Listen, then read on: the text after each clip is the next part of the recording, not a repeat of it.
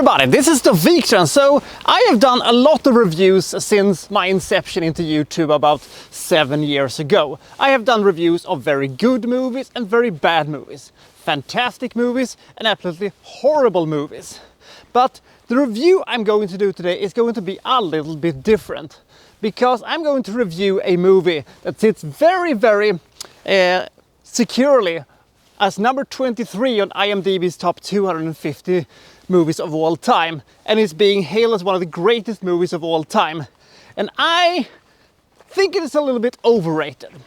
I'm going to be quite negative on quite a lot of stuff in this review, and yet I'm going to give it probably the highest rating I have given a movie that I'm going to give as much flack to. When I saw this movie the first time in the mid-90s, I wasn't very impressed with it. And I've seen it a couple of times, but I actually thought that I had to, revisit it for the purpose of this review. So I reviewed this movie last night, and I still think that this movie is a tad bit overrated. But why is that the case?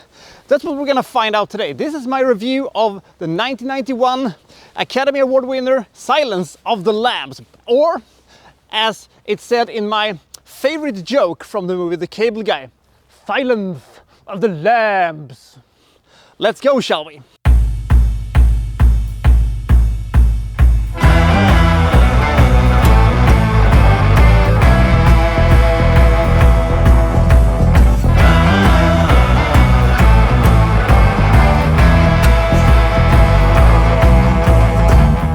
FBI trainee Clary Starling, played by Jodie Foster, is inspiring to be a FBI agent, and is at the academy at Langley. And she has a very good relationship with her boss, the chief of forensic science, Jack Crawford, played by Scott Glenn, one of the all-time great, co-star actors of all time. He really was, a guy who could have been, a big star if he, they would have given him something more to do than, to show up as, a side character in various really good movies. But anyway, Crawford has a bit of a mission for her that, goes a little bit outside of her regular FBI training. He's sending her into this, insane asylum to interview the serial killer Hannibal the Cannibal, aka Anthony Hopkins. He hopes that she will be able to, get him to look at the case of Buffalo Bill. He is a serial killer who has been stalking the surrounding area for quite some time. He kidnaps these slightly dumpy girls, and then he, starves them for a few days, and then he skins them and kills them. Hence why he's called Buffalo Bill. He doesn't like that, by the way, I would guess.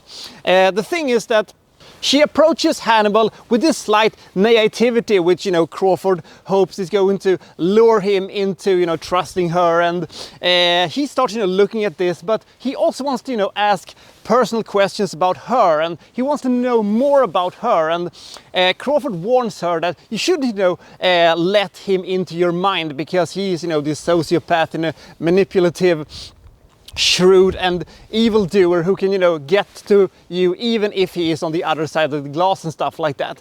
But will he be able to help them, find Buffalo Bill? Because the stakes have been severely raised, because his latest victim is Carol Marcus, who is the daughter of a US senator. And Carol Marcus is currently being, held in this, dungeon and stuff like that. It puts the lotions on its skin, or else it gets the hose again.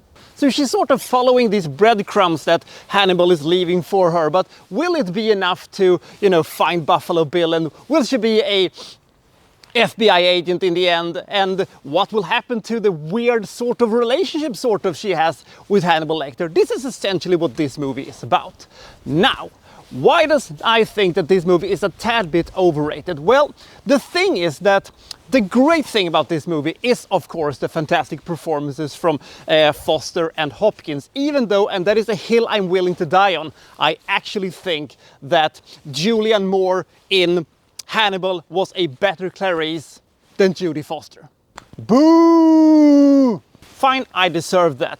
But the thing is that their conversations together are so good. You just hang on every little syllable they said, every colon, every apostrophe, everything. You want, to know what's going to happen next, and you cannot wait for the next thing they're, going to do together. And I just love those sequences so much. They are absolute dynamite. But they are also a very, very small session of the movie, because most of the things is them, hunting for clues, and Clarice, figuring out evidences and stuff like that. And it feels a bit like, a TV show like Criminal Minds or stuff like that. Speaking of Criminal Minds, one of the major problems that this movie has is called Buffalo Bill, because he is an uninteresting villain. He just feels like, another serial killer character that we have seen in a bunch of other movies and a bunch of TV shows over the years. Maybe it was revolutionary when he, first showed up in '91, but I thought actually at the time when I saw this movie in the mid-90s for the first time that it wasn't very interesting. I didn't thought he had a very interesting character. I didn't thought that the performances were that good, and he was like the 5th or 6th most interesting thing in the entire movie. So that was not very well done. If you're going to compare this to the book, because I read the book, Silence of the Lambs, it's not a very good book, but the thing is that Jane Gum, who, is the name of Buffalo Bill, is a very much better character in that book. He's more three-dimensional. They have more time to flesh out his character, and he was a much more compelling and interesting character. So maybe that is why this movie feels like it's lacking something. Because after 80-85 minutes of really compelling thriller and stuff like that, the movie kind of ends its natural conclusion. The only problem is that we have like 30 minutes or something like that left. And that is, with the Carol Marcus thing, because those last 30 minutes is basically Hannibal Lecter free, you could say. I will also say this, that the sequence that I love the most about this entire movie is, of course, the sort of movie within a movie that this movie has. I'm talking, of course, about the things that happen in the Memphis courthouse. Those sequences are absolutely fantastic. They are immortal. I love them so much. They're so good that it probably should have been the actual conclusion of the movie. And I know that everybody really, really love the last segment of the movie, the night vision goggles sequence, and people are going, "Whoo!" when they saw that thing. I just went, it's fine, because as I said, it feels like the Carol Marcus Buffalo Bill thing in the movie feels like a side plot, a side story that isn't beneficial to the rest of the story or the rest of the movie. It's not bad, it's just that the other things are so much better. By the way, since I recently, watched and rewatched all of the parts of the Hannibal trilogy, I can now say without any doubt that, in my opinion, this movie is really good. But Red Dragon is better, and Hannibal is even better, maybe for all the wrong reasons. I love that movie despite nobody else probably on the planet thinks that that is the best movie about Hannibal Lecter. But it's my view, and that is a hill I'm willing to die on. Maybe it is just because that movie is so bonkers and it is so entertaining, and I can watch that movie over and over and over again, and I can always find something new, fantastic to, experience about that movie. When it comes to Red Dragon, there is a great example of a fantastic villain, because the Tooth Fairy, Ray Fiennes' character, he can run in circles around fucking Buffalo Bill, and he's such a fantastic, complex and amazingly performed serial killer that I absolutely love that thing. Also, I actually think that Edward Norton is a more interesting character than Clarice Starling, but that is also something that's probably gonna get me some boos. Boo and stuff. Speaking of scary, Jesus Christ, Hannibal Lecter is such a fantastic, scary character in this movie, and Anthony Hopkins plays him so well. And this movie made, Anthony Hopkins an absolute megastar. Before this, he was just, toiling away in you know, the Hollywood wasteland, and after this he became a bona fide megastar. Nowadays we look back at him and this absolute screen legend, but you know, before 1991 very few people really, you know, could say, you know, their favorite Anthony Hopkins performance. I mean, he was in movies like, you know, A Bridge Too Far and, you know, Lions in Winter and stuff like that. He was very good in those, but he was really toiling away in, you know, the wasteland of Hollywood up until 1991. It's very difficult to see anybody else in that role today, but there was a lot of people that, you know, were up for the role. Gene Hackman was one of them and probably would have worked, but not as well as, you know, Anthony Hopkins. This movie, by the way, has the distinction of being one of only 3 movies that has won all the big 5 Academy Awards. Actor, actress, movie, script and director. It only shares that movie with 2 other movies. And as I said in the intro, it sits as number 23 currently at IMDb's top 250. And I can, you know, come up with probably 223 movies just on top of my head that I think is better than that movie. Probably won't agree with most of them, but still, I think that it is a tad bit overrated. Maybe it is just because when it came out, it was such a monumental movie, leading to all of these great and sometimes not so great serial killer movie, but it also was probably responsible for getting the movie Seven off the ground, which is one of my favorite movies of all time and the greatest serial killer movie of all time.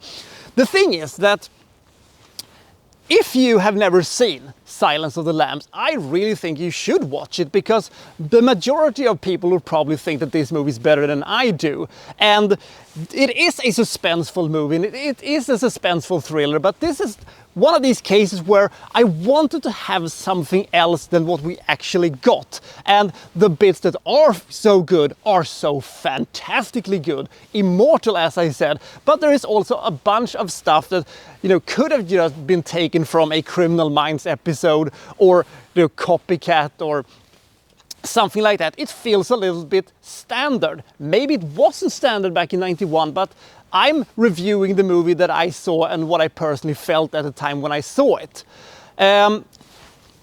So what I'm trying to say is that I think this movie is really, really, really, really good, but it also has a lot of baggage with itself, and I don't think it belongs in IMDb's top 250 as high as it does. I know why it is a classic, and I can understand why people think that it is an immortal classic. I just don't think that it is as good as they think it is.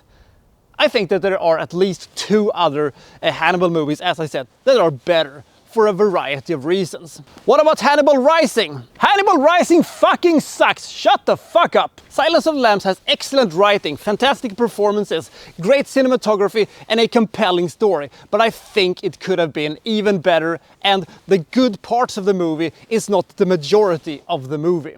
But before we get to the rating, bonus round!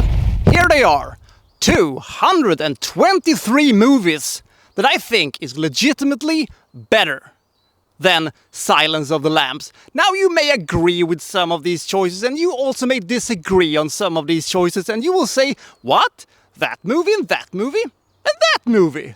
Well, different strokes for different folks, but I will maintain that I actually can present to you 223 movies that I legitimately think are better than this movie.